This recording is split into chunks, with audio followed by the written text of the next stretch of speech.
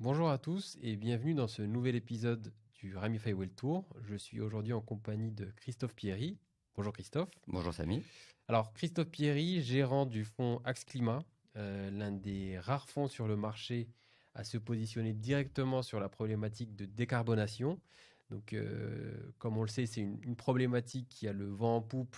On dit tout et n'importe quoi et c'est difficile de savoir exactement de quoi on parle. Donc Oui. aujourd'hui, on a Christophe pendant une petite heure pour pouvoir rentrer dans le détail, comprendre votre thèse d'investissement, comprendre le fond et aussi le contexte général qui entoure un petit peu cette thèse de la décarbonation. Mais ayant eu un petit aperçu de la présentation, je sais qu'on va prendre le temps de rentrer dans le détail. Mais peut-être avant de commencer, Christophe, si tu pouvais te présenter pour notre audience rapidement. Oui, bien sûr. Donc Christophe Pierry, j'ai 35 ans. J'ai fait toute ma carrière jusqu'à présent en private equity. J'ai commencé dans une maison qui s'appelle Flexstone, qui est une filiale du groupe Natixis, qui est spécialisée dans la sélection de fonds en private equity et le co-investissement et aussi un petit peu de secondaire. C'est une maison qui aujourd'hui gère une dizaine de milliards d'euros et qui est très institutionnelle. Après, je suis allé faire un peu de direct. Donc, j'ai été dans un fonds de private equity qui s'appelle Elish Capital, small cap, buyout français. J'ai travaillé là-bas pendant 2 ans. Et après, j'ai rejoint le groupe Crédit Agricole, notamment, plus précisément, la caisse régionale de Brie-Picardie, qui est en réalité la troisième plus grande caisse du groupe Crédit Agricole, derrière celle de Paris et Lyon. J'y ai passé 5 ans et j'ai développé en fait toute leur activité de private equity. Quand je suis arrivé, ils avaient investi 70 millions d'euros en 15 ans dans une vingtaine de fonds. J'ai déployé 250 millions dans une quarantaine de fonds en France, en Europe. Euh, donc, voilà, très bonne expérience, très bonne connaissance du marché des fonds de private equity. Et puis après, Anaxago m'a appelé pour Mm. monter ce fonds de décarbonation. Et donc, j'ai rejoint cette maison pour ça. Et voilà, on va dire que c'est mon premier bébé. Mm. Voilà. Et j'imagine que l'expérience chez Crédit Agricole était intéressante dans le sens où le fait d'investir pour un institutionnel, ça permet de créer des relations avec une multitude de fonds, parce que quand le Crédit Agricole appelle, tout le monde décroche. Donc j'imagine que c'est des choses que tu utilises là pour la création de ce fonds avec Anaxago. Ouais, complètement. En fait, je me suis retrouvé en fait dans manette de cette activité-là à l'âge de 28 ans et ils m'ont donné carte blanche pour développer cette activité. Et quand on a 28 ans et qu'on arrive sur le marché du private equity et qu'on est censé aller parler à tous les partenaires de fonds, au début on se dit bon, ça va être un peu challenging. Et au Mm. final, ça m'a permis de rencontrer je sais pas, 98% des équipes de gestion françaises et à l'échelle européenne, peut-être pas 90%, mais quand même beaucoup, beaucoup d'équipes. Mm. Et effectivement, ça ouvre de bonnes portes et ça nous a permis d'avoir un très bon réseau qu'on leverage aujourd'hui. Mais l'expérience chez Flexstone m'a aussi permis d'avoir ce réseau-là. Mm. Et on en reparlera, mais le deuxième fonds dans lequel on a investi, c'est une société de gestion que je connais depuis la période où j'ai travaillé chez Flexstone. D'accord, Donc après 8 ans, 10 ans intéressant. de relation. Mm. Très bien. Bah, je pense qu'on peut rentrer dans le vif du sujet et lancer la présentation. Et je te redonne la main, Christophe. Comme ça, tu nous guides à travers Axe Climat. Ouais, très bien. Mm.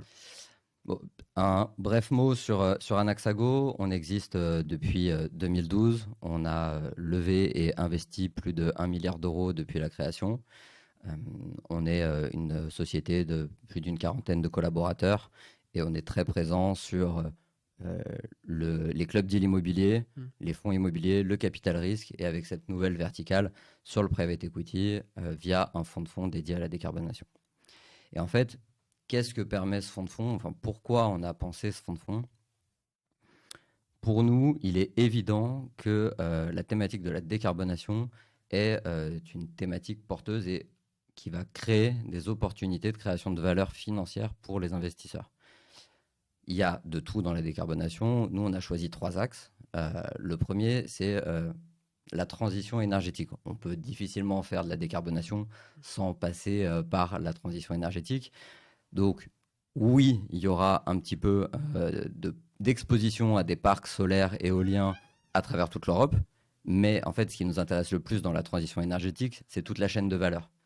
Parce que si on regarde ce que prévoit de faire l'Union européenne, euh, En 2022, on a annoncé qu'on allait tripler le solaire à horizon 2030, quadrupler l'éolien à horizon 2030. Je m'en fiche un petit peu de savoir si on va quadrupler, faire x2,5 ou x5.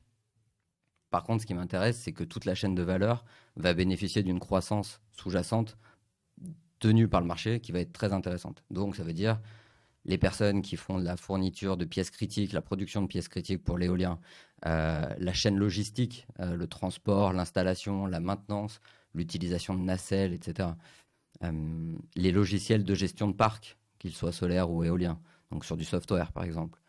En fait, toute cette chaîne de valeur va bénéficier de cette croissance et nous, ce qu'on permet, c'est d'aller sélectionner des gérants qui, eux, vont aller sur ces créneaux-là.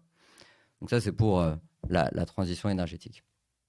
Transition des modèles industriels, on le sait, on a beaucoup d'industries qui tournent avec des fours qui fonctionnent à l'énergie fossile. La réalité, c'est que jusqu'à 1000 degrés, on sait le faire avec des fours qui tournent des fours électriques ou des fours hybrides. Donc en fait, accompagner la transition des modèles industriels, il y a deux leviers.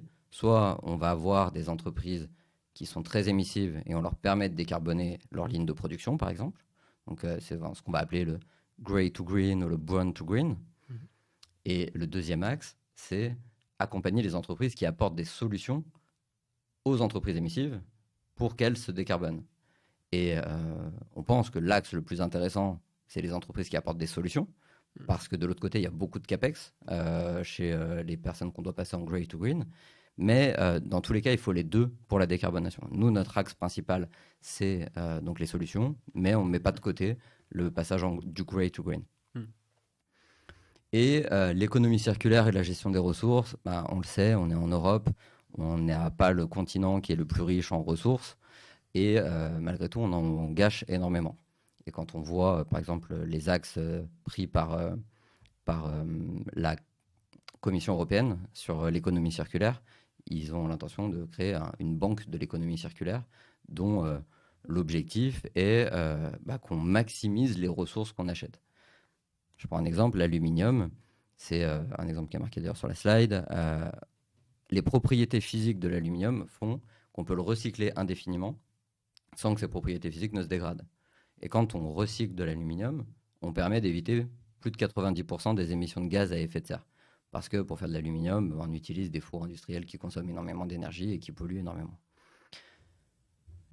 Aujourd'hui, les industriels, que ce soit dans l'automobile, dans l'aéronautique, en fait, tous les métiers où il y a besoin d'aluminium sont très friands de ça, parce que ça leur permet de réduire leur scope d'émissions et donc d'avoir des meilleurs reporting de CSRD, etc.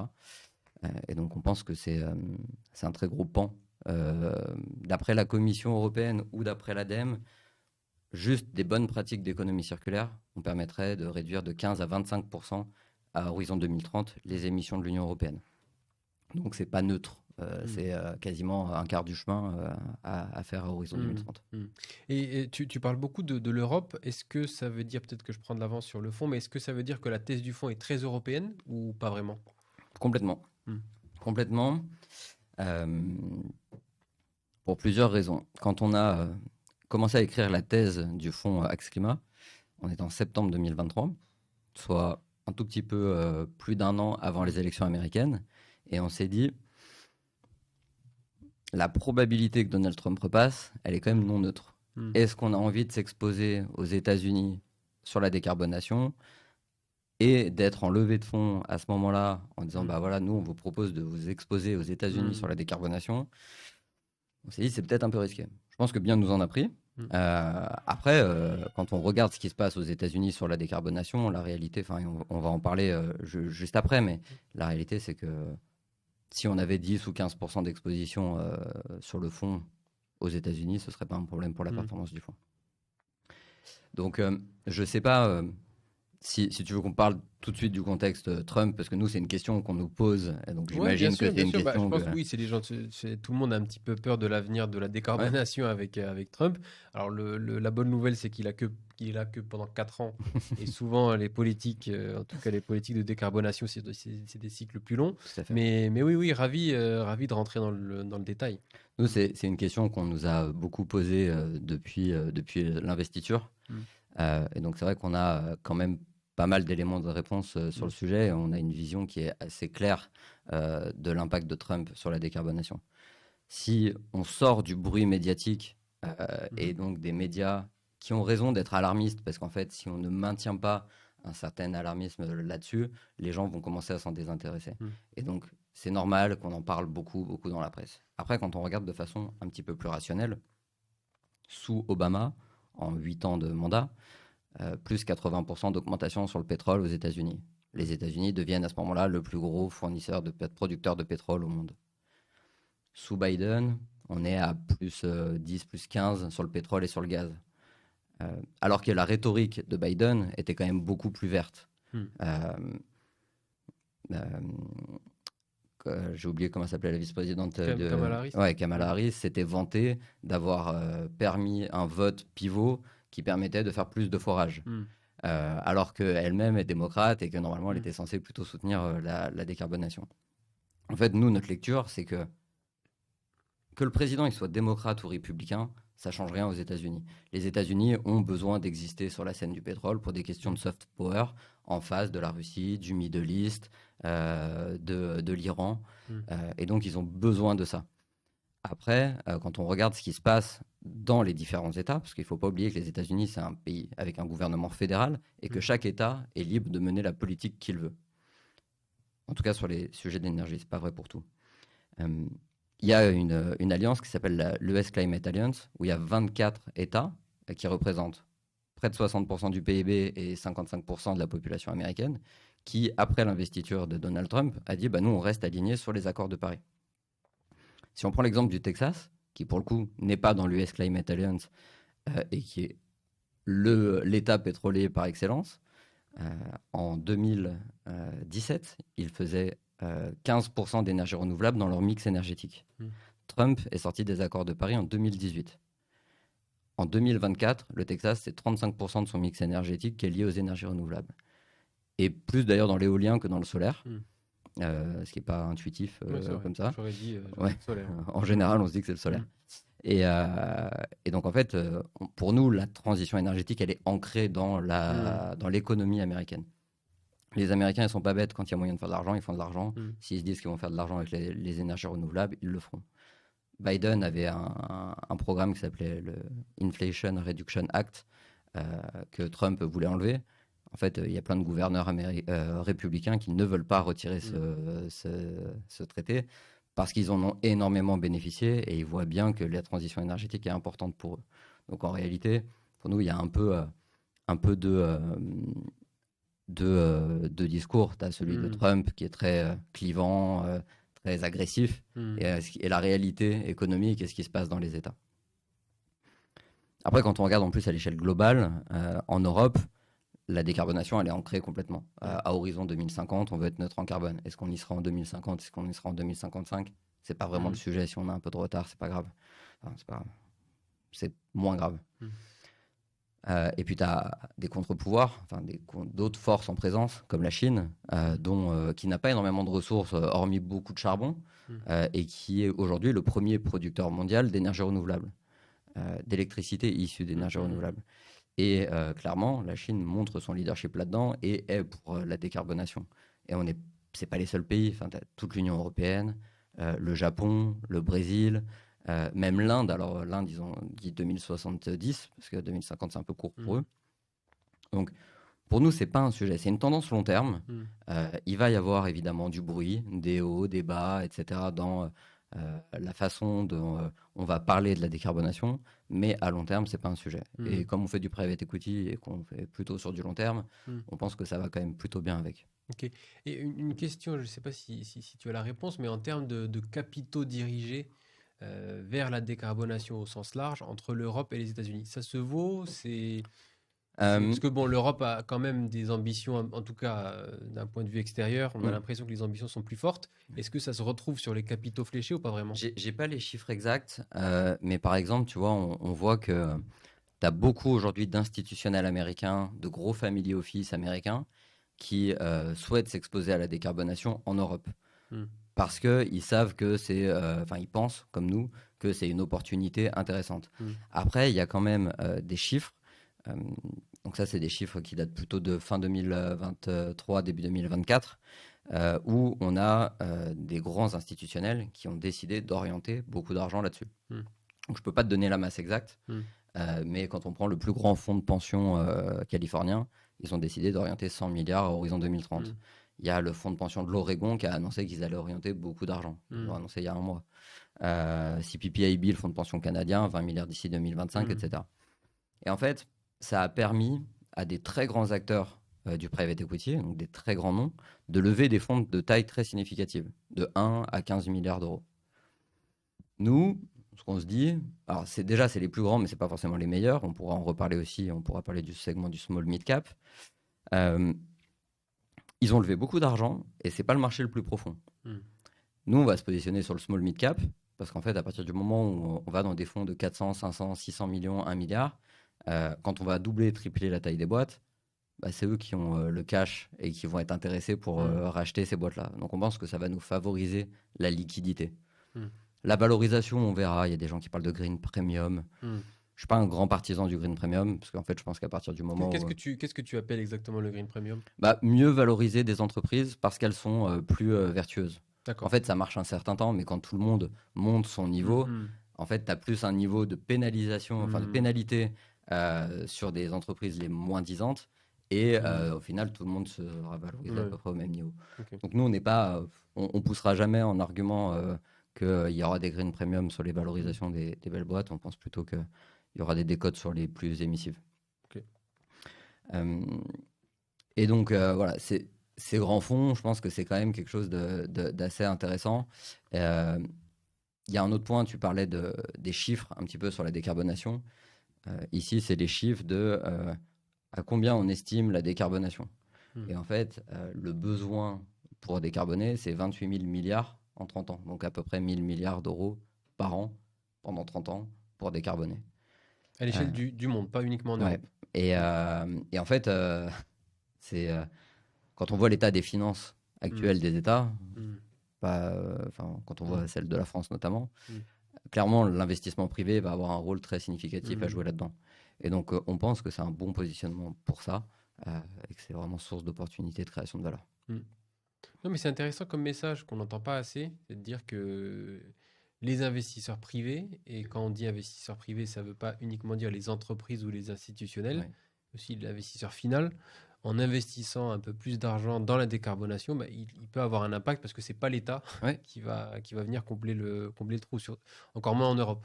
Oui, alors après, il y a des choses qui sont vraies, c'est, tu vois, je parlais d'énergie renouvelable. Il y a des endroits où c'est un peu subventionné. Évidemment, si tu fais des énergies renouvelables et que demain, il n'y a plus les subventions, tu ne vas pas avoir les mêmes rendements. Nous, on a une approche assez claire là-dessus. On ne fera quasiment pas d'énergie renouvelable sur la France. Parce qu'on pense que c'est un marché où les rendements ne sont pas suffisamment intéressants et où tu as beaucoup de forces politiques en présence qui sont là, des lobbies importants, etc. Tu prends l'éolien en Pologne, en Allemagne, le solaire en Croatie, l'éolien dans la mer Baltique. En fait, on s'en rend pas compte, mais ils ont des niveaux d'installation de production d'énergie renouvelable qui sont juste stratosphériques. L'Allemagne installe chaque année 50% de notre parc éolien. Donc c'est quand même très significatif. Il y a un sujet dont on ne parle pas et je pense qu'on ne le fera peut-être pas avec ce fonds-là, mais c'est l'éolien en mer. En France, il y a eu énormément de bashing sur les parcs de Saint-Nazaire, etc. Quand tu regardes ce qu'il y a au Danemark, ce qu'il y a en Angleterre, en fait, c'est même pas un sujet. Et les prévisions de l'Europe à horizon 2050 sur les capacités de production en offshore éolien, c'est x600. Donc en fait, on va vraiment avoir des opportunités de croissance qui sont très fortes sur tous les métiers connexes de l'éolien offshore. Donc on pense que c'est un bon positionnement aussi. Mais c'est intéressant ce que tu dis, parce que vu de l'extérieur, on n'a pas l'impression, en tout cas c'est l'impression que tu donnes, c'est que la France est un peu en retard, même très en retard, sur l'énergie renouvelable. Je parle pas de la transition énergétique de manière générale. Mais c'est pas l'impression qu'on pourrait avoir vu de l'extérieur. Mais donc pour toi, par rapport aux autres pays européens, il y a un vrai retard au niveau de la France. Je pense pas qu'il y a un retard, mais en fait on en a moins besoin. Parce qu'on a le nucléaire. Et donc, mécaniquement, on a un mix énergétique qui est nettement meilleur que beaucoup de pays européens. Hmm. Si on prend, je reparlais de l'Allemagne et de la Pologne, le mix énergétique s'améliore très significativement, mais c'est des puissances qui étaient Hmm. très dépendantes du charbon. Euh, Tu prends le Portugal à l'inverse, en fait, ils ont déjà fait leur transition. Hmm. Ouais, Euh, donc en gros, ce que tu dis, c'est qu'on est bien placé dans le non fossile, mais pas forcément dans le renouvelable. Hmm. ouais, complètement. Et puis, je pense que c'est pas là qu'il y a les meilleures Hmm. opportunités d'investissement. Hmm. Et donc, Ouais, je notre comprends. positionnement, c'est pas celui-ci. Après, je reviens un petit peu sur Trump et ce qu'on disait tout à l'heure. Euh, pour moi, le vrai risque lié à l'élection de Trump, c'est les droits de douane. Hmm. Parce que le protectionnisme américain peut avoir beaucoup plus d'impact que les sujets de décarbonation. Hmm. Et tu es une entreprise européenne qui fait 20, 30, 40% de son chiffre d'affaires aux États-Unis, et d'un coup, tu prends 25% de droits de douane sur tout ce que tu exportes aux US, c'est un peu gênant. Hmm. Et en fait, tu as un segment de marché où tu as les très grands groupes qui, eux, ont la capacité d'aller créer des usines aux États-Unis et donc Hmm. de Et en pas bénéficier, être ouais. impacté par les droits de douane. Et puis, tu as en fait, le large cap européen du private equity, où en fait, c'est pas des grands groupes comme LVMH, Hmm. etc., qui, eux, ont déjà fait le move d'aller s'internationaliser et donc ont une certaine dépendance au chiffre d'affaires aux États-Unis, où pour moi, là, tu as plus de risques. Hmm. Alors que la PME, le TI européenne, qui fait beaucoup de business principalement en Europe, Hmm. bah, elle est moins exposée à ça. Hmm. Après, tu peux toujours être exposé sur un peu de matières premières ou des choses comme ça, mais pas sur ton business Hmm. fondamental. Et donc, on pense que c'est plus protecteur d'être sur le small et sur le mid cap avec des entreprises européennes qui font leurs chiffres en Europe ou en Hmm. Asie ou Hmm. en Afrique. Et d'ailleurs, enfin, quand on regarde le portefeuille de notre fonds, on n'a pas 1 euro de chiffre d'affaires aujourd'hui dans les boîtes sous-jacentes qui est généré aux États-Unis. Ok. Et donc, en fait, bah, on n'est Ah, pas exposé à ces droits parce de que c'est douane. pas uniquement les fonds qui. Votre thèse, c'est encore plus que les fonds doivent être européens, mais c'est aussi les entreprises doivent avoir une grande majorité de leur activité en Europe. Hmm. Alors, oui, alors, en fait, il y a deux choses. Nous, contrairement à ce qui se fait parfois sur le marché, les fonds large cap qui sont basés à Londres, qui investissent dans une entreprise en Italie et qui sont pas proches de Hmm. l'entreprise pour l'accompagner, on n'y croit pas. Et moi, quand j'étais chez Flexstone et que Hmm. j'ai appris à sélectionner des fonds, c'est ce qu'on Hmm. m'a appris. C'est du small cap, du mid cap, des entreprises proches des dirigeants des boîtes Hmm. et qui mettent les mains dans le cambouis pour aider les Hmm. dirigeants. Hmm. Euh, et en fait, c'est comme ça qu'on crée de la surperformance. Et en fait, bah pour ça, tu as besoin d'équipes locales qui investissent dans des PME, ETI locales. Hmm. Vidia, le premier fonds dans lequel on a investi, il a investi en Allemagne, au Danemark, ils sont à Munich. Hmm. Ils vont investir en Autriche, en Suisse, et ils restent dans leur zone géographique et ils mettent les mains dans le cambouis. Hmm.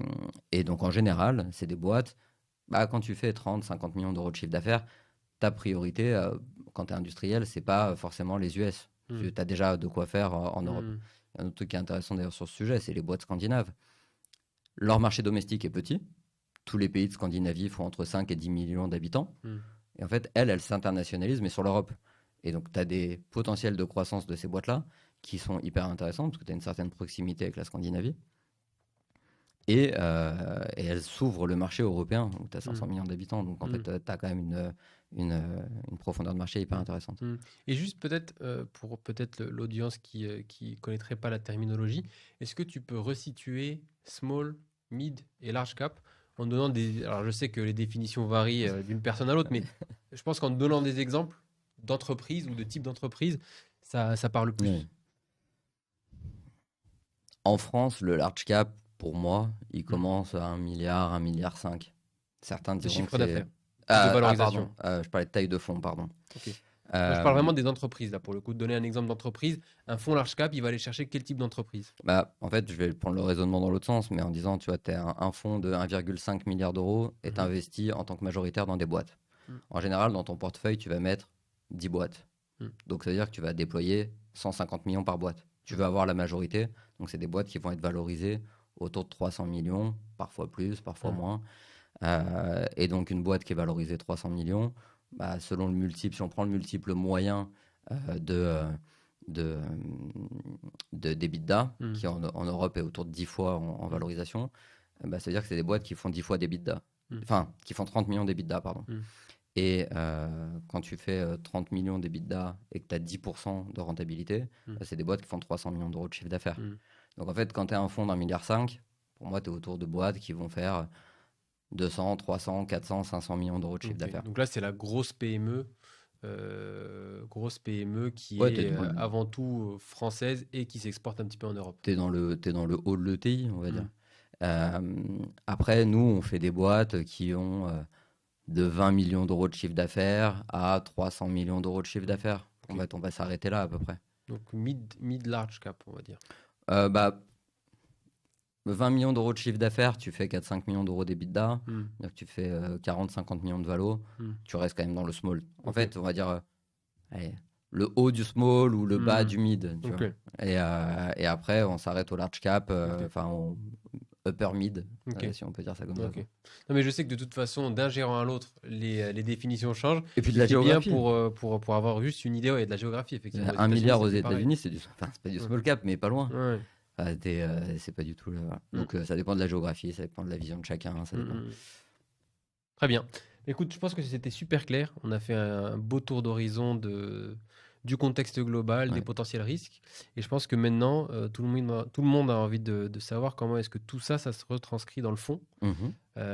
Si tu peux nous en parler un petit peu plus en détail, la thèse d'investissement, même si tu y as passé pas mal de temps déjà, et aussi rentrer peut-être dans le détail de la composition du fonds, les fonds que vous avez choisis, etc. Oui, complètement.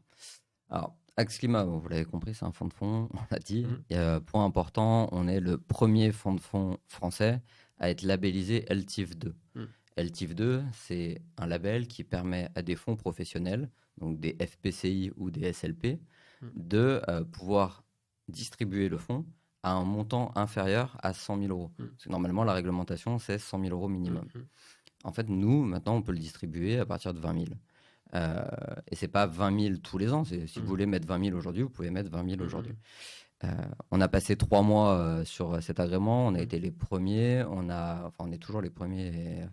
Et pour l'instant, je crois qu'on est les seuls. Et surtout, on a évangélisé, on a beaucoup aidé l'AMF en réalité sur le travail à faire pour devenir LTIF 2. Donc depuis le début de l'année, on commercialise à partir de 20 000. Ce fonds, c'est un fonds qui est SFDR 9. Donc tous les produits financiers aujourd'hui sont classés en 3 catégories. SFDR 6, 8 et 9. Les fonds 6, c'est ceux qui ne prennent pas du tout en compte les critères ESG, qui n'ont pas d'objectif d'investissement durable, etc. Tu peux faire du pétrole, tu peux faire ce que tu veux. Les fonds 8, c'est des fonds qui promeuvent de bonnes pratiques ESG, mais ils n'ont pas d'objectif d'investissement durable. Et les fonds article 9, c'est des fonds qui se fixent des objectifs d'investissement durable, que ce soit sociaux ou des objectifs environnementaux, et qui ont un devoir de reporting très élevé. Donc on a des reportings très détaillés sur les émissions des sociétés sous-jacentes, la consommation d'eau, le nombre de tonnes de CO2, etc. etc. Et tous les fonds dans lesquels on investit sont eux-mêmes des fonds article 9 qui répondent donc à ces critères-là et qui se fixent pour objectif d'investissement durable d'avoir 100% de leur portefeuille, modulo les lignes de trésor que tu as dans le fonds, 100% du portefeuille qui est exposé à de l'investissement durable. Notre portefeuille, nous on est convaincus qu'on peut avoir de l'impact et de la performance financière. On pourrait débattre du sujet assez longtemps, mais en fait, l'impact en tant que tel est connoté moins performant. Parce que l'impact en France, pendant des années, sur le private equity, ça a été de l'impact social. L'impact social est, pour moi, beaucoup plus compliqué à financiariser que la décarbonation. L'impact social, on a vu ce que ça a donné sur les crèches, on a vu ce que ça a donné sur les EHPAD, et à un moment donné, quand tu es toujours en train d'essayer de grappiller quelques centimes pour économiser sur le lait dans les crèches, etc., bah forcément, ça, c'est pas terrible. Et puis, c'est plus dur. Trouver des modèles de rentabilité sur la réinsertion, etc., bah, parfois, c'est compliqué. Et donc, la rentabilité financière est plus dure à atteindre. Sur la décarbonation, pour nous, c'est pas un sujet. Et donc, on a vraiment 2 piliers, c'est la performance et la décarbonation. notre portefeuille, comment on va le répartir.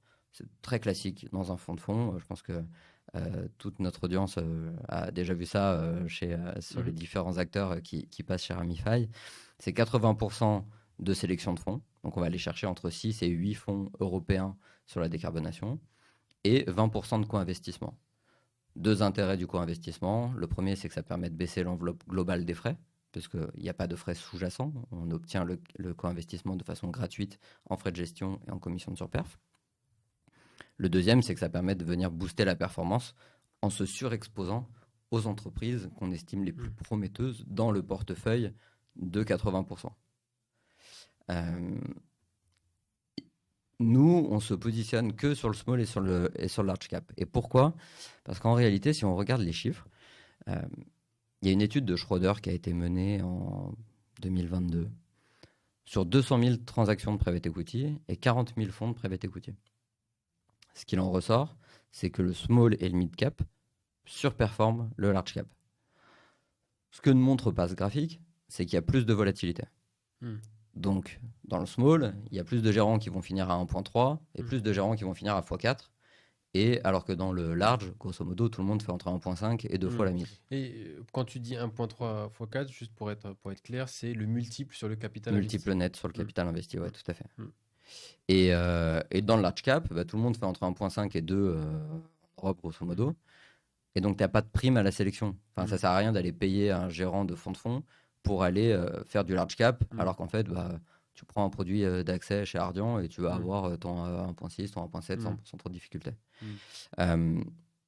Quand on veut s'exposer à de la surperformance potentielle, il faut aller dans le small et dans le mid. Mais comme le marché est il y a beaucoup plus d'acteurs et qu'il y a plus de volatilité, il faut que ce soit des gens dont c'est le métier. Et donc, c'est ce qu'on propose avec ce produit. On propose de mettre à disposition de nos investisseurs notre expertise sur la sélection de fonds et proposer des fonds qu'en fait les gens ne connaissent pratiquement pas. Mais par contre, ces fonds-là, ils sont sursouscrits par les acteurs les plus réputés dans la sélection de fonds. Et nous, c'est ce qu'on permet de faire avec ce produit. Et pourquoi l'Europe et pas que la France ? Ça, c'est un autre argument, mais quand on regarde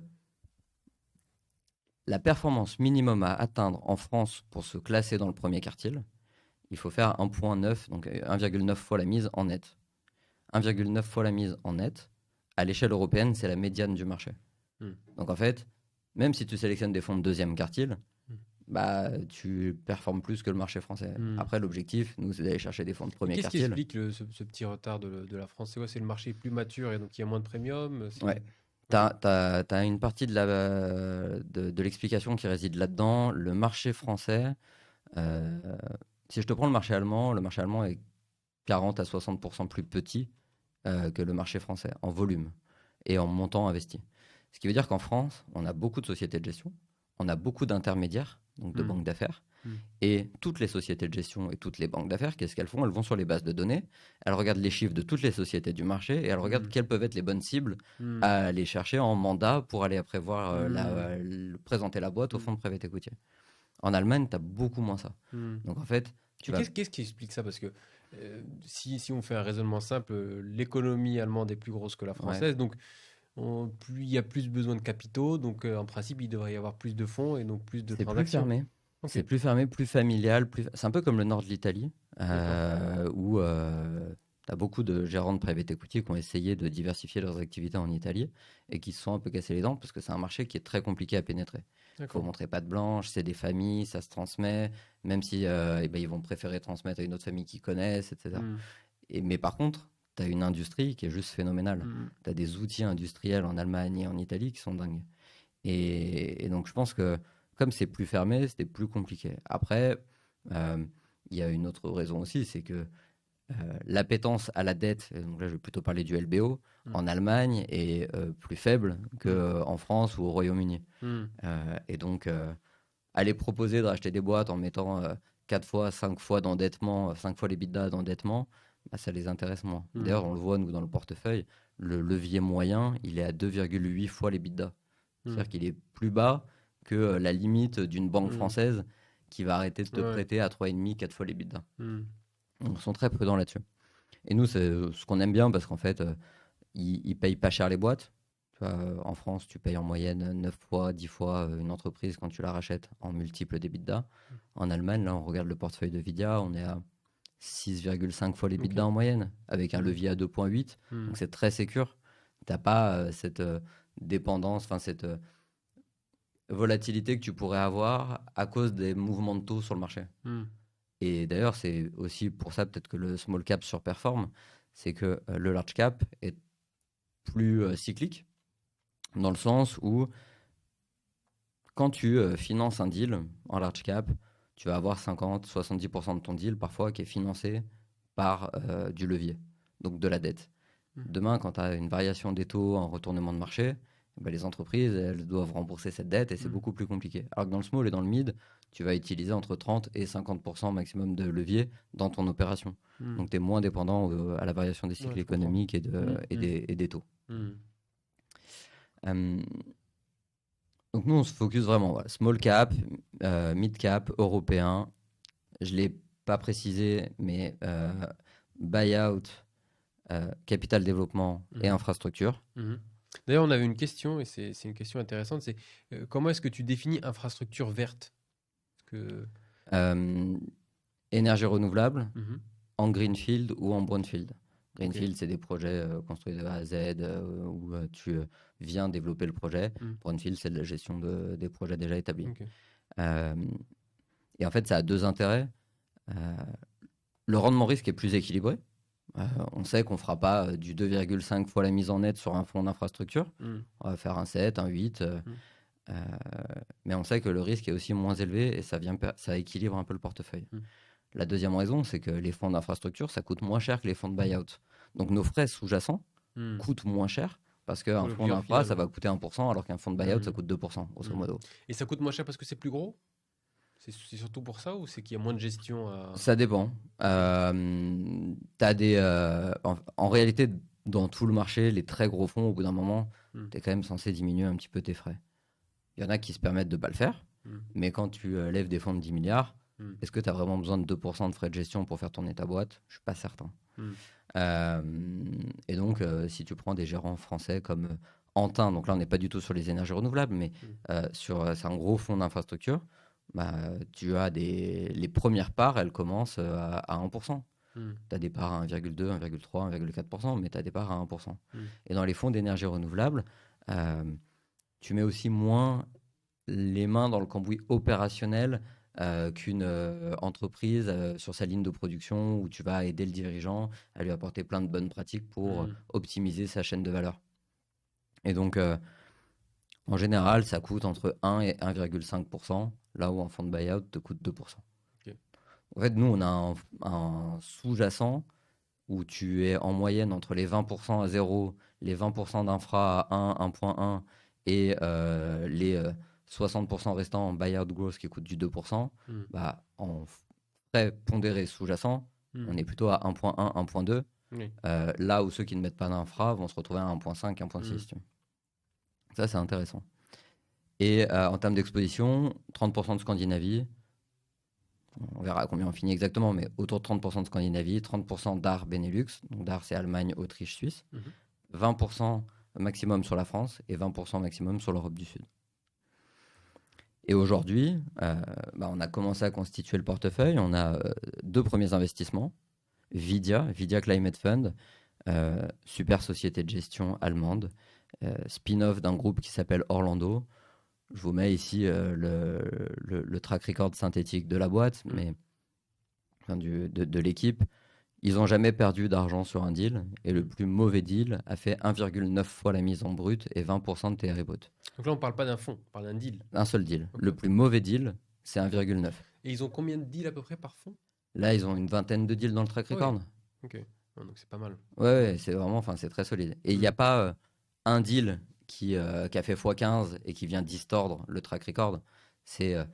On le voit, les chiffres à l'écran, 90% des deals ont fait plus de 3 fois la mise. C'est monstrueux. Enfin, honnêtement, c'est. Alors, je dis pas qu'ils vont refaire 4,8. Peut-être qu'ils vont faire que 3. Mais s'ils font 3 fois brut, c'est-à-dire qu'ils vont faire 2,4, 2,5 net. Et moi, dans mon portefeuille, je les ai modélisés à la médiane du marché européen, donc à 1,9. Donc j'ai pris pas mal de prudence dans mes hypothèses de rendement des investissements qu'on génère. Mm. Ce fonds, ils cherchaient à lever 400 millions, ils ont eu de la demande pour 500, il n'y a que 23 investisseurs. Je ne peux pas les citer là publiquement, mais tu as une des plus grandes banques américaines ultra réputées en 2 mots.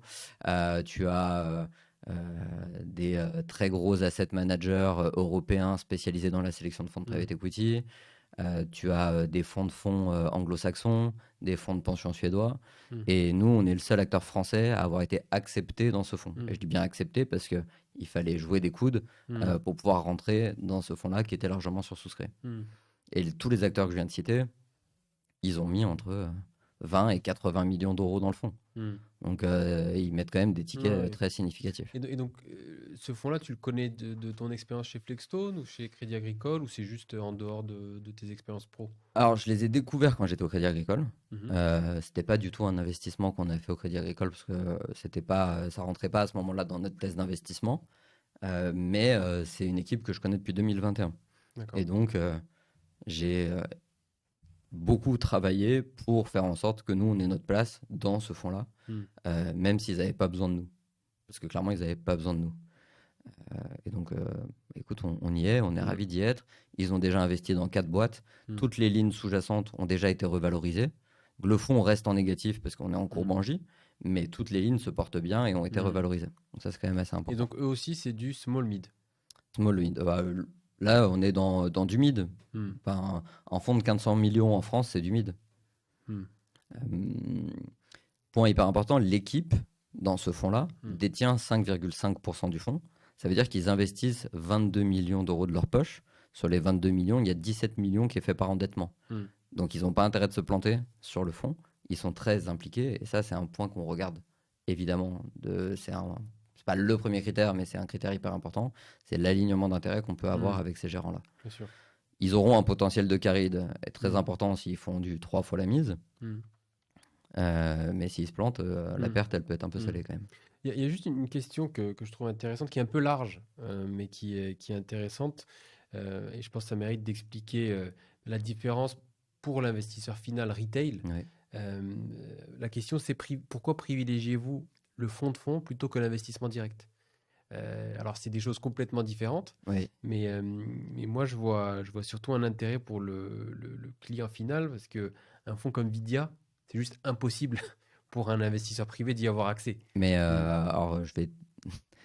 Sur le marché français, des agents de placement français que je connais très bien ne connaissaient pas Vidia. Alors que leur métier, c'est quand même de screener la totalité du marché et accéder à Vidia, les noms dont je parlais, les banques américaines, etc., quand ils viennent avec 80 millions dans un fonds, en fait, ils s'en fichent un petit peu du particulier, même s'il vient avec 5 millions. Le sujet, c'est pas le montant, c'est l'accès à ces gérants. Est-ce qu'ils ont besoin de vous ou pas? Et est-ce qu'il y a une raison pour laquelle ils vous accepteraient? Bien sûr. Et il y a un deuxième élément que moi je vois beaucoup, c'est aussi la notion de risque. Pour un particulier, c'est très intéressant de faire du fonds de fonds parce que ça permet de diversifier dans une classe d'actifs sur une thématique, alors qu'un institutionnel qui va peut-être mettre 80 millions sur Vidia, il a sûrement 10 milliards d'assiettes à investir dans le private equity. Et pour lui, c'est une petite ligne et il diversifie sur un spectre plus large. On a vu une très forte démocratisation des feeders. Feeder, ticket minimum 100 000 euros. Il n'y a pas de feeder LTIF jusqu'à présent. Donc feeder, juste pour expliquer ce que c'est l'opportunité pour des clients privés de venir se plugger sur un fonds plus gros via un feeder. Via un feeder. En fait, c'est un fonds de fonds, mais monofond. Il n'y a pas 8 fonds en sous-jacent, il y a un seul fonds de un seul gérant. Et le ticket d'entrée, c'est 100 000. C'est-à-dire que si vous voulez construire une allocation diversifiée, avoir 6 à 8 fonds, ça veut dire qu'il faut 600 à 800 000 euros d'investissement. Si vous ne le faites pas, tu as une expo à un seul gérant. Je sais pas, le gérant passe sous le camion, il n'y a plus personne pour gérer la boutique, c'est un peu gênant, et toi, tu es collé avec ça. Dans un fonds de fonds, tu confies la gestion à quelqu'un dont c'est le métier, qui va te faire une allocation diversifiée et avoir plusieurs géographies d'investissement, plusieurs cycles économiques en exposition, et une centaine de PME, ETI rentables, en croissance, etc. Donc en fait, ton risque, il est quand même nettement moins important. Le feeder, je pense que c'est un bon produit affinitaire. C'est-à-dire, on te propose un feeder dédié à tel fonds dans la santé et toi, tu as vraiment envie d'aller dans la santé et ce nom te plaît, super. Bah, ça vaut le coup de prendre un feeder. Mais quand on voit qu'un feeder, ça coûte 1,2% de frais de gestion par an, en général, pour le client direct, alors que pour nous, on va coûter 1,55, 1,60, voilà. En fait, le surcoût que tu payes par rapport à la diversification que tu t'offres et Et l'effort de sélection aussi. l'effort de sélection. Mais en fait, le vrai travail de sélection. Parce que la réalité, c'est que Vidia, ils n'ont pas besoin de feeder pour lever d'argent. Alors que tu as plein de fonds qui, dans un retournement de marché, où là où il y a eu moins de capitaux, en 2022-2023, bizarrement, tu as eu quand même beaucoup de feeders qui sont venus sur le marché et qui sont allés chercher les particuliers. Pourquoi? Parce que les instituts, ils n'étaient plus là. Moins là. Ils étaient plus lents, plus attentistes. Et en fait, bah, pour moi, le fonds de fonds, c'est le meilleur produit de démocratisation du private equity pour s'offrir une allocation diversifiée et dormir à peu près tranquillement. Donc, voilà, c'est un peu mon point de vue sur le fonds de fonds. Après, je suis assez aligné. Je pense qu'on est assez nombreux sur le marché à penser pareil. Donc ça, c'est le premier fonds. Le deuxième fonds, c'est Verdane. Verdane, c'est une société de gestion scandinave créée il y a plus de 20 ans, qui gère 8 milliards d'euros d'actifs et qui a un super track record aussi, parce qu'ils ont cédé... alors, Vidia, on parlait d'une vingtaine de boîtes. Eux, ils en ont cédé 325. Et avec ces 325, ils ont fait un multiple brut de 3,7 fois et plus de 50% de TRI brut. Cette société de gestion a été élue meilleure société de gestion du mid-market buyout en 2023 par le classement de HEC Dow Jones. C'était la 13e au monde et la première en Europe. C'est pas moi qui le dis, hein, c'est ce classement. Quand ils ont lancé le fonds Idun 2, ils cherchaient 500 millions d'euros. Ils ont eu de la demande pour 800 millions d'euros en 5 mois. Aujourd'hui, dans le marché, il faut 20 à 24 mois pour atteindre ta taille cible. Eux, ils ont atteint leur hard cap en 5 mois.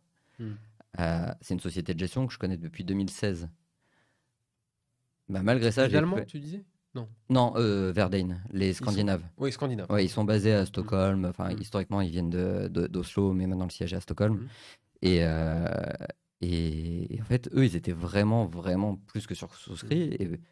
Et malgré le fait que moi, je les connais depuis 8 ans, on a failli ne pas avoir notre place.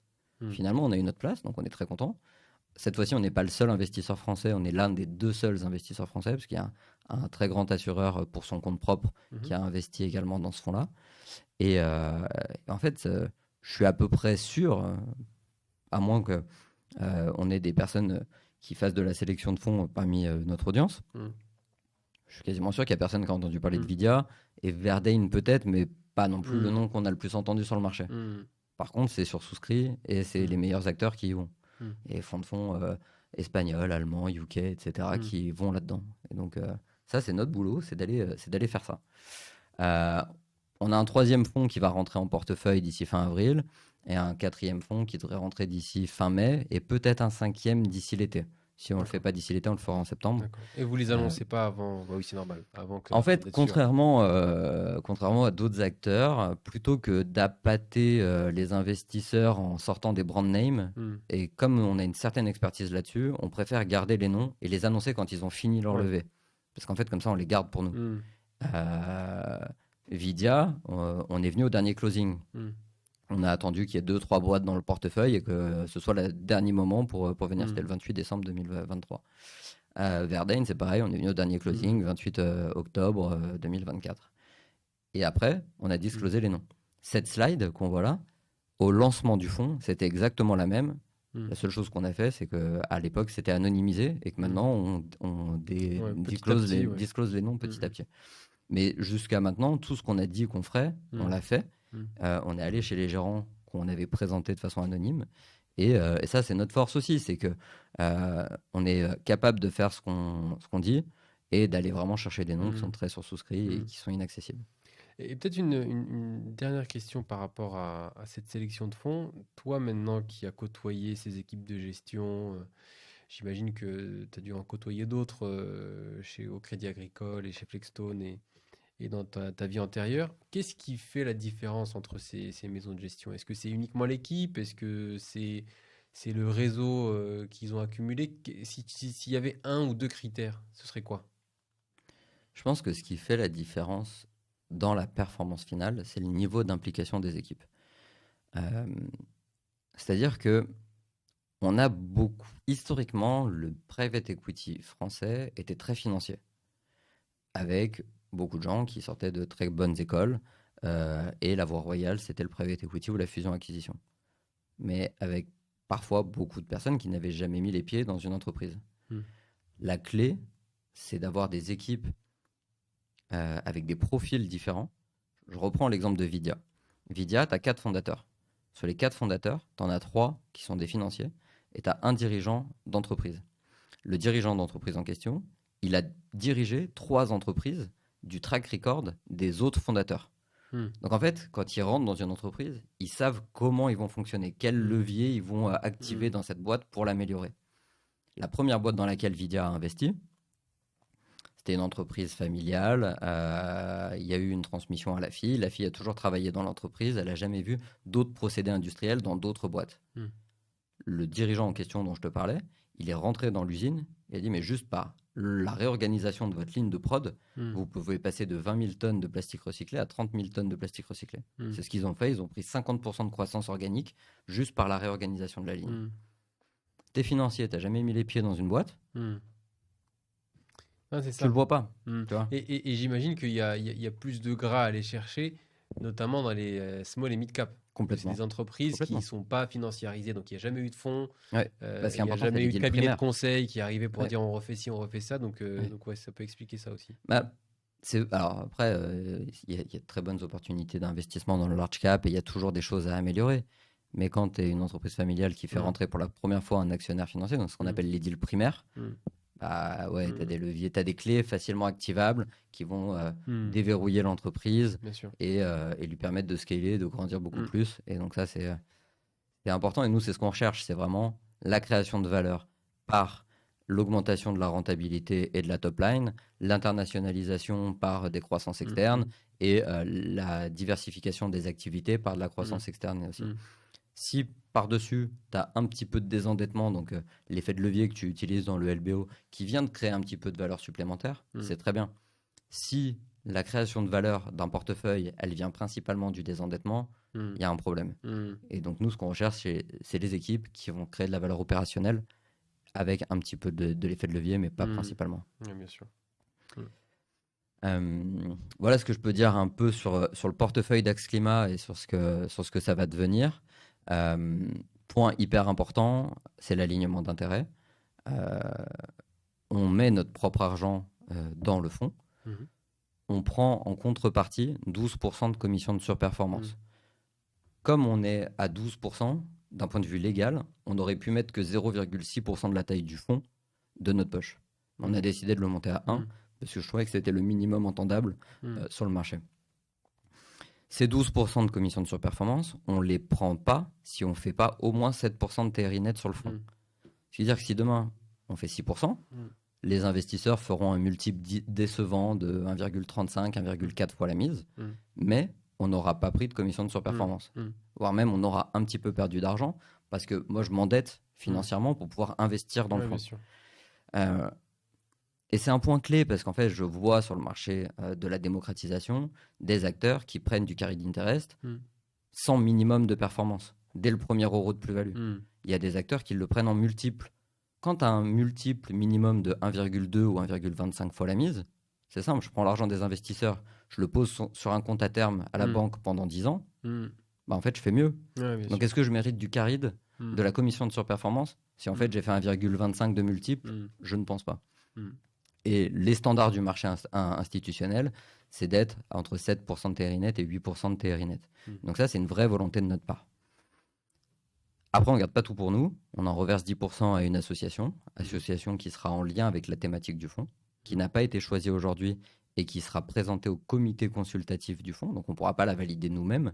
Le comité consultatif, il est composé des plus gros investisseurs du fonds.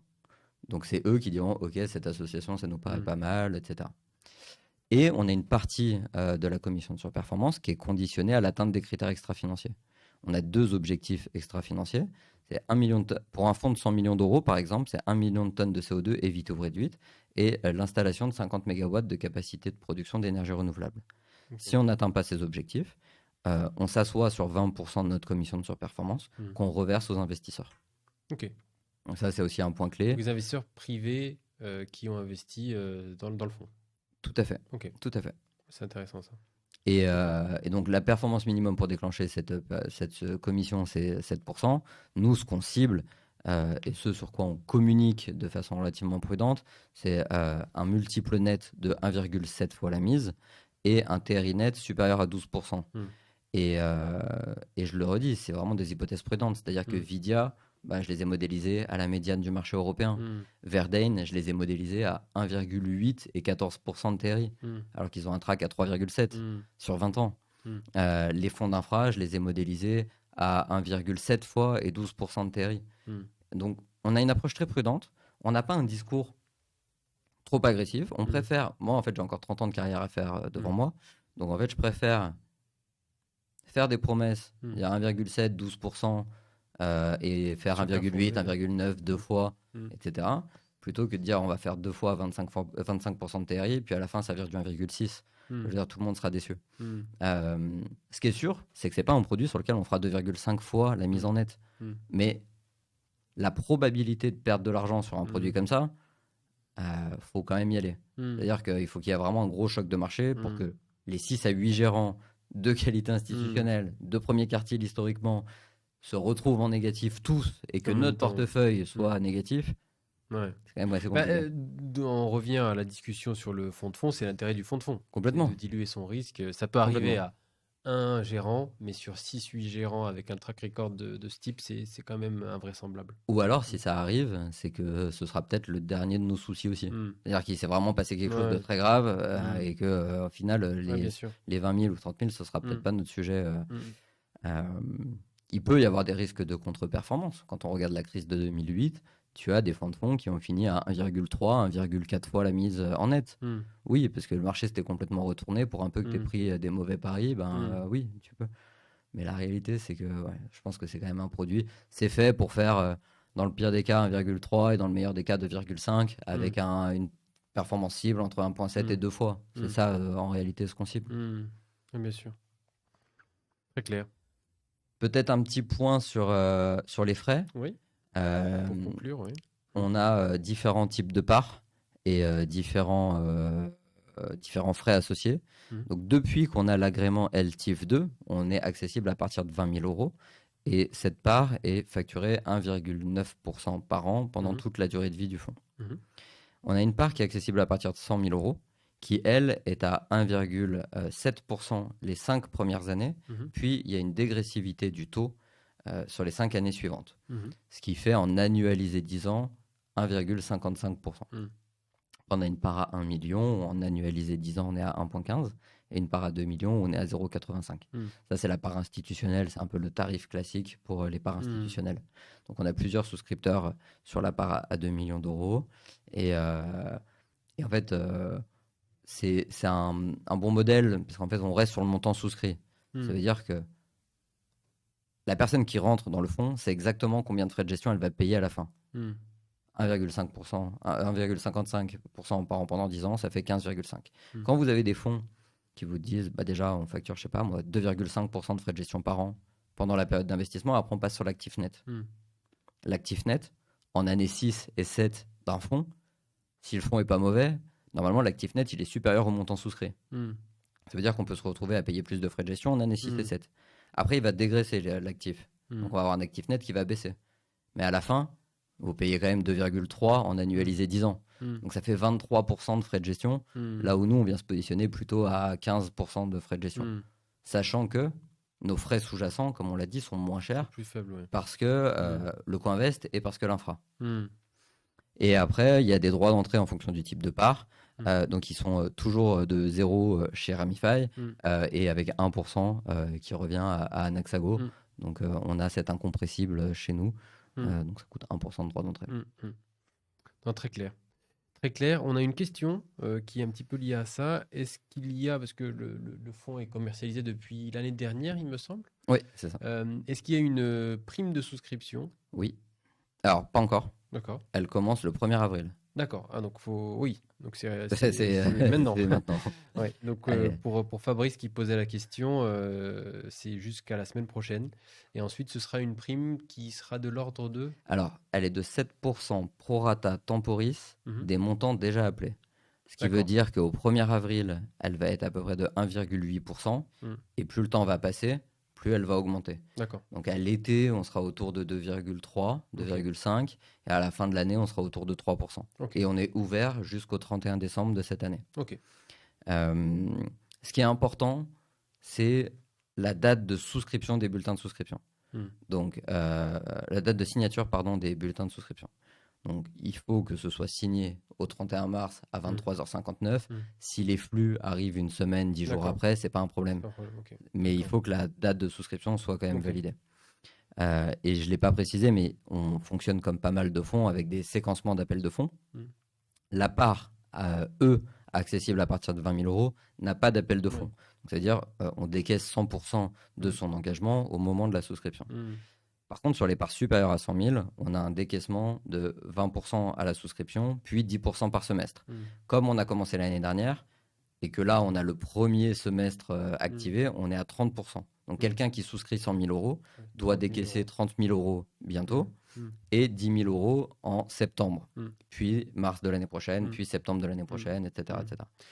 Et une question qui revient souvent, mais je pense que c'est bien d'y répondre à chaque fois, c'est qu'est-ce qui explique cette prime de souscription? Parce que pour quelqu'un qui n'a pas l'habitude, ça peut paraître bizarre, Mm. mais une fois que c'est expliqué, c'est très clair. Donc si tu pouvais nous l'expliquer. Bien sûr, en fait, on a des investisseurs qui sont rentrés dans le fonds l'année dernière. Mhm. Euh, à un moment où soit il n'y avait pas Vidia, soit il n'y avait pas Vidia, soit il y avait pas, enfin, soit il y avait Verdane. pas Mhm. Vidia, soit il n'y avait pas Verdane. Euh, et donc ils ont fait une confiance un peu plus aveugle Mhm. et ils ont pris leur risque plus tôt. Mhm. Et leur TRI commence à courir depuis leur premier appel de fonds, donc leur date de souscription. Mhm. Donc est mécaniquement plus faible parce que le TRI prend en compte l'aspect temporel de l'investissement. Tout à fait. Alors après, tout Mhm. dépend combien tu décaisses, à quel moment, Mhm. etc. Mais oui, Mhm. potentiellement. Et quelqu'un qui vient aujourd'hui a moins de risques Mhm. que celui qui est venu il y a un an et a plus de visibilité sur le portefeuille Mhm. et pourrait potentiellement avoir un meilleur TRI. Donc en fait, ça permet de venir défendre les intérêts Mhm. de tout le monde. Mhm. Donc quelqu'un qui vient, et je le précise, la prime de souscription, elle n'est pas acquise à la société de gestion, elle est acquise au fonds et donc Mhm. reversée aux investisseurs Mhm. présents avant Mhm. Mhm. l'activation de la prime. Mais c'est C'est-à-dire pas que des frais, c'est c'est pas des frais. reversé C'est dans le fonds. C'est-à-dire que Mhm. si vous souscrivez avant le 1er avril, bah, toutes les souscriptions qui suivront, Mhm. bah, en fait, vous allez en bénéficier parce qu'ils vont Mhm. payer une prime de souscription Mhm. qui est reversée. Mhm. Alors que bah, si vous venez en juin, Mhm. eh ben, vous allez avoir 2,5% de prime à payer aux Mhm. investisseurs qui étaient déjà là. Mhm. En fait, c'est ce qu'on dit. On travaille notamment avec le Crédit Agricole sur la distribution. On leur a dit, bah, en fait, si vous avez des clients qui sont intéressés, attendez pas. Il Mhm. faut qu'ils Mhm. souscrivent maintenant parce que sinon, ils vont avoir un surcoût Mhm. alors qu'ils sont déjà convaincus par le Mhm. produit. Donc, c'est un peu Mhm. dommage. Donc, tu as raison, c'est un point hyper important. Il y a un autre point qui est important sur cette slide d'ailleurs. C'est, contrairement à d'autres acteurs, on ne modélise pas de distribution avant 5 ans. Mhm. Parce qu'on a une période de blocage des flux pendant 5 ans. Pourquoi? Parce qu'en France, il y a un régime de faveur qui s'applique au FPCI et au SLP, qui est que si on investit au moins 55% des montants appelés auprès des investisseurs dans des entreprises basées en Union européenne, Mhm. en equity ou en quasi-equity, Mhm. alors on a une exonération d'impôt sur les plus-values à condition de ne pas avoir de distribution pendant 5 ans. Et donc, euh, exonération d'impôt sur les plus-values pour les personnes physiques, Mhm. taux réduit à l'IS pour les personnes morales. Donc au lieu d'être à 25 et quelques, on passe à 15,5% pour les personnes morales Mhm. et on est à 17,2 la CSG et CRDS pour une personne Mhm. physique. Ça, c'est intéressant, ouais. Mhm. Bah, en fait, quand tu mets un peu tout bout à bout, Mhm. entre les frais de gestion qui sont moins chers, les frais Mhm. sous-jacents qui sont moins chers et la fiscalité, Mhm. je pense que Ouais. tu as un produit attractif. Et Mhm. pourquoi en fait on a des frais aussi qui sont moins élevés que les autres? Euh, C'est parce que pour moi, un fonds de fonds Mhm. ne peut pas coûter plus cher que les fonds sous-jacents. Mhm. Nous, on constitue un portefeuille, on essaye d'apporter un rendement risque équilibré, on travaille pendant 2 ans pour constituer ce portefeuille, mais ceux qui créent la valeur in fine Mhm. dans les portefeuilles sous-jacents, c'est les fonds de private equity et c'est les dirigeants des boîtes sous-jacentes. Mhm. Mais c'est pas nous. Donc moi, mon produit ne peut pas coûter plus cher Ouais, bien sûr. que les fonds sous-jacents. Et donc c'est une volonté de notre part de ne pas se mettre à 2,5% parce qu'on estime que ce n'est pas ce que ça vaut. Et si on veut démocratiser le private equity en disant on vous vend les performances du private equity, les performances passées du private equity, mais qu'on facture plus cher que les vrais fonds de private equity, en fait, on ne servira jamais la performance du private equity à un investisseur privé. Jamais. Bien sûr. Et dans 5 ans, dans 6 ans, dans 7 ans, les investisseurs ils vont être déçus. Ils vont dire le private equity, c'est pas dingue. Alors que si on est plus rationnel dans les frais, on va pouvoir servir cette performance-là. Donc ça, c'est aussi notre objectif avec ce produit. Non, je comprends. Je comprends et ça fait sens. Et peut-être dernière question, parce que je vois qu'on a débordé sur l'heure, mais bon, c'était intéressant, donc on va pas se plaindre. C'est quel est le montant total du fonds qui a déjà été levé à date? Alors à date, on a levé 20 millions d'euros. Et on pense terminer l'année quelque part entre 40 et 60 millions d'euros. Parce que là, on a les réseaux de distribution qui sont en train de se mettre en place. Je parlais du Crédit Agricole. Ils ont commencé à distribuer récemment et on prévoit entre 5 et 10 millions de collectes. On est avec la Caisse d'épargne sur laquelle on prévoit entre 3 et 5 millions d'euros de collectes. Il y a des family office avec qui on discute pas mal. Des petits institutionnels, tiers 3. Mais c'est des gens qui viennent pas tant que tu n'as pas passé les 30 ou les 40 pour des questions de ratio d'emprise dans le fond. Parce qu'ils viennent avec 3 ou 4 millions à chaque fois. Donc en fait, l'objectif, ça va être d'être autour d'une trentaine de millions d'euros d'ici l'été. Et après, on sait que ça va s'accélérer sur la fin de l'année, parce qu'une fois que tu es à 30, en fait, tu es à 40, 50 assez facilement. Le closing, c'est toujours la course. Ouais, complètement. Très clair. Écoute, Christophe, merci beaucoup. C'était super intéressant. Merci à toi, merci à vous pour votre écoute. Je pense que en tout cas, j'aime bien aussi l'approche que tu prends. Oui, c'est de la décarbonation. Il ne faut pas oublier que ça reste un produit financier pour des gens qui veulent épargner.